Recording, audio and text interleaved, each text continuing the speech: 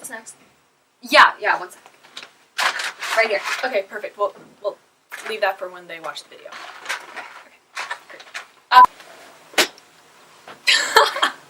What? Hey, I'm Angel. Hi, I'm Keisha.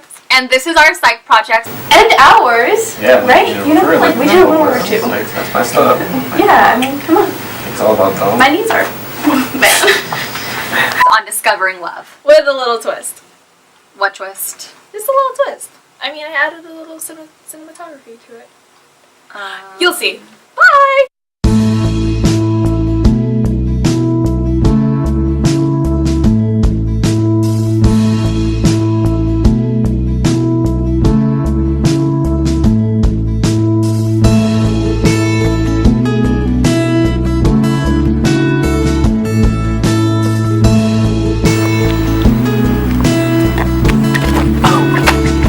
Sorry, what's that?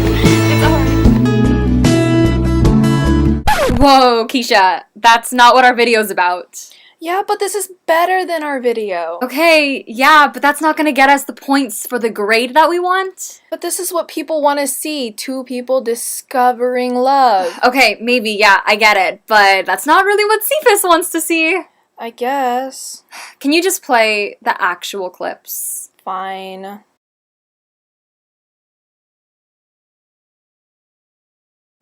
Harry Harlow wanted to study how early life experiences affect adulthood. Most believe that an infant's intimacy and attachment to their mother or other primary caregiver affect their ability for love and intimacy in the future.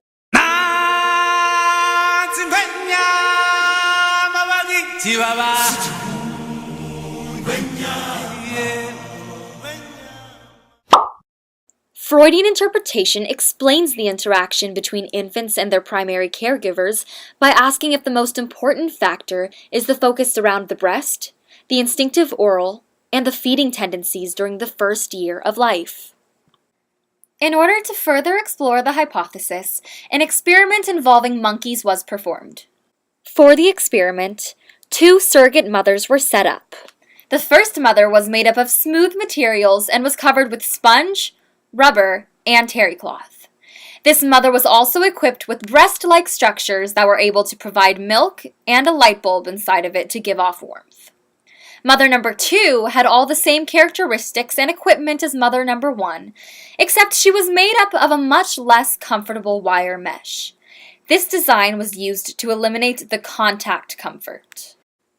As you can see, the monkey has come up to mother number 1 in search for love and comfort.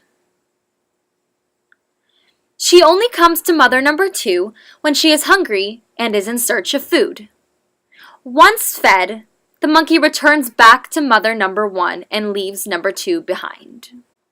In the second part of the experiment, mother number 1 is equipped with food and the same comfort aspect as before. Mother number 2, on the other hand, has nothing.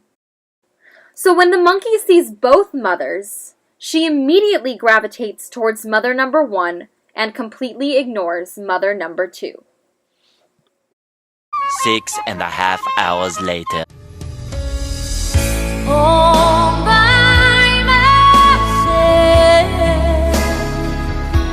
don't wanna be all by myself anymore.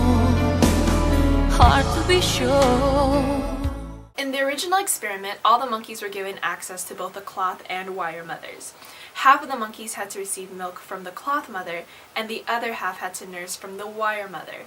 At the time of the research, the accepted view was that fulfilling biological needs, such as hunger and thirst, was the main drive for animals and humans to choose their mother.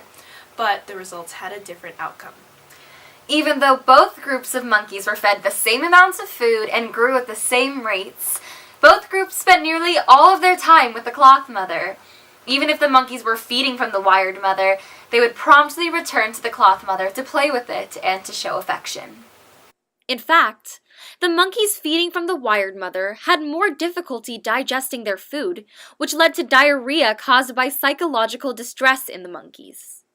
This new evidence pointed more towards contact comfort as the source of mother-infant bonding, instead of just the fulfillment of biological needs.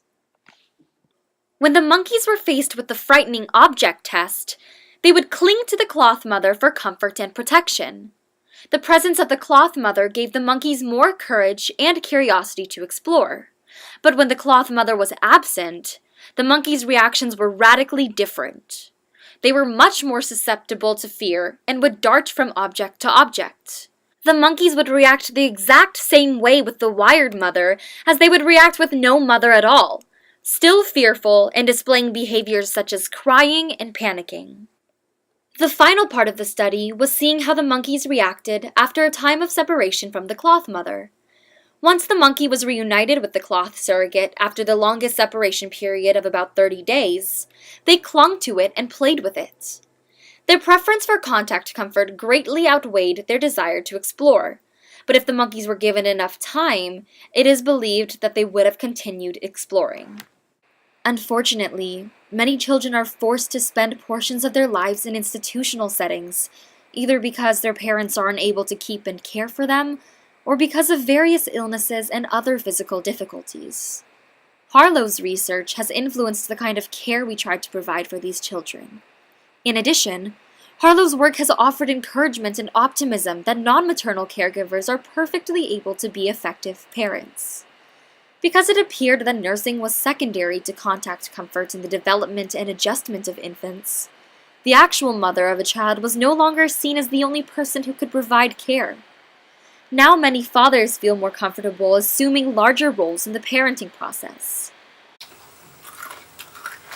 Okay, I guess I understand now. See, wasn't that helpful? Yeah, but I mean, I think my version was just a little bit better. Okay, well, you learned something, right? Yeah, I did. And we hope you guys learned something too.